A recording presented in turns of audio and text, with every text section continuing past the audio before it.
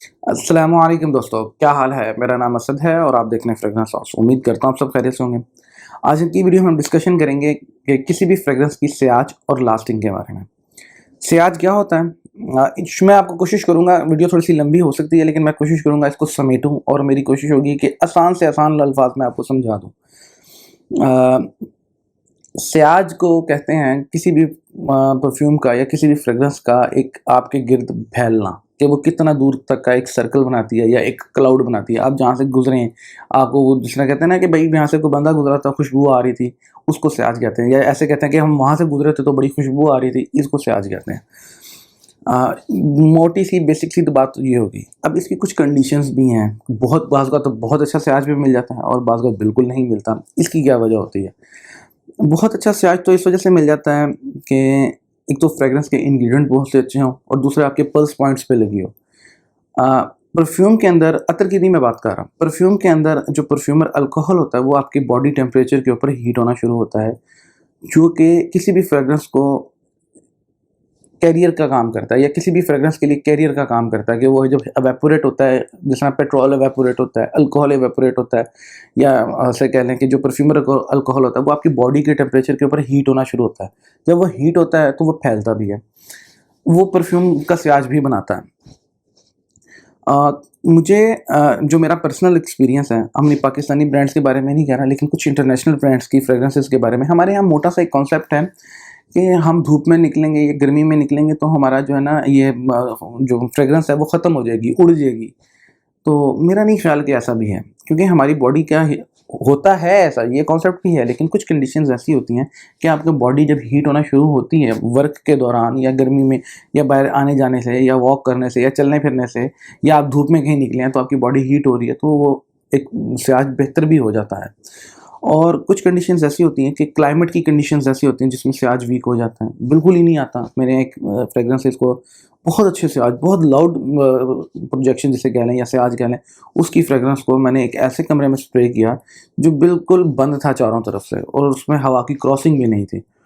थोड़ी-सी घुटन टाइप का मौसम भी, मतलब उसके अंदर एनवायरनमेंट बना हुआ था। उसमें मैंने स्प्रे किया, वो बिल्कुल ही फ्रेग्रेंस मुझे खुद को भी ना आई, हालाँकि मैं बिल्कुल अपने पास से स्प्रे कर रहा हूँ, मुझे खुद को वो फ्रेग्रेंस नहीं मिल रही थी। ये कुछ कंडीशंस वगैरह डिपेंडेंट होती हैं। अब लास्टिंग के बारे में आते हैं। कोई भी फ्रेग्रेंस आपकी बॉडी के ऊपर या किसी भी ऑब्जेक्ट के ऊपर लगाने के बाद वो कितनी देर तक वहाँ रहती है। बेसिक तो मेरा ख़्याल है लोग उसको पेपर पे भी टेस्ट करते हैं, इसको स्ट्रिप्स पे भी टेस्ट करते हैं, कपड़ों पे भी टेस्ट करते हैं, किसी भी फ्रेग्रेंस को।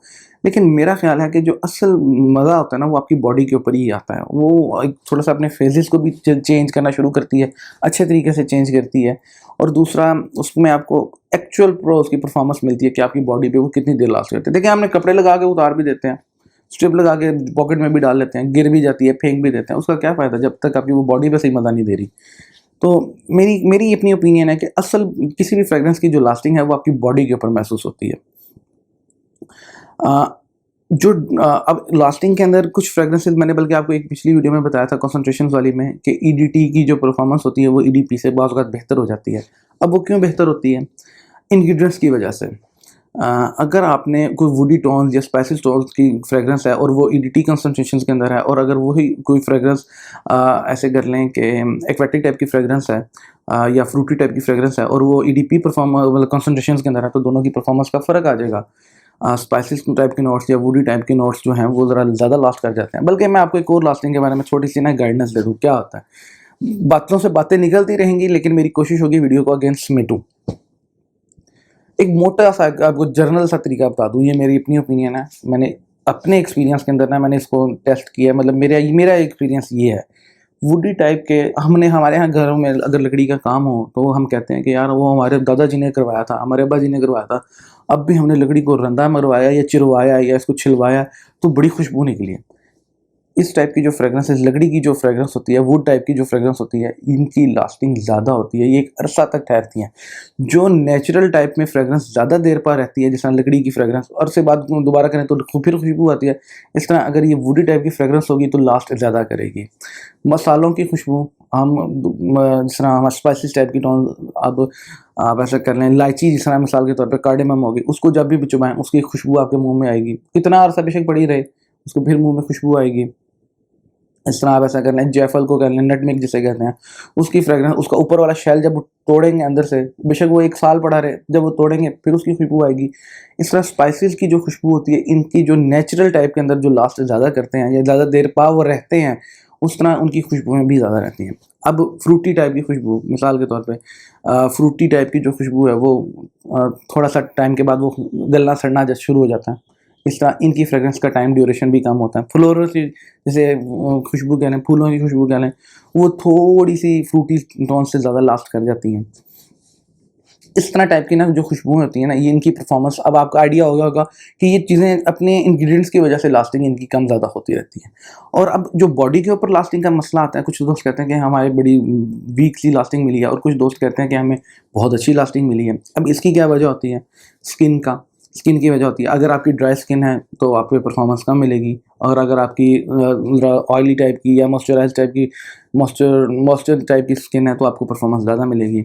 अब आपने देखा होगा एक और बात, कुछ फ्रेग्रेंसेस अपने फ्रेग्रेंस के हिसाब से लोशन भी बनाते हैं। वो क्यों बनाते हैं? मेरा एक ज़ाती ख़्याल है, हो सकता है वो मैं उसको एक मज़ाक में आपको एक बात करूँ, वो पैसे कमाने के लिए कमाते हैं बनाते हैं।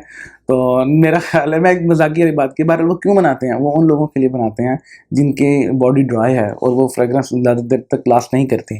वो अपनी फ्रेग्रेंस टाइप का ही लोशन बनाते हैं।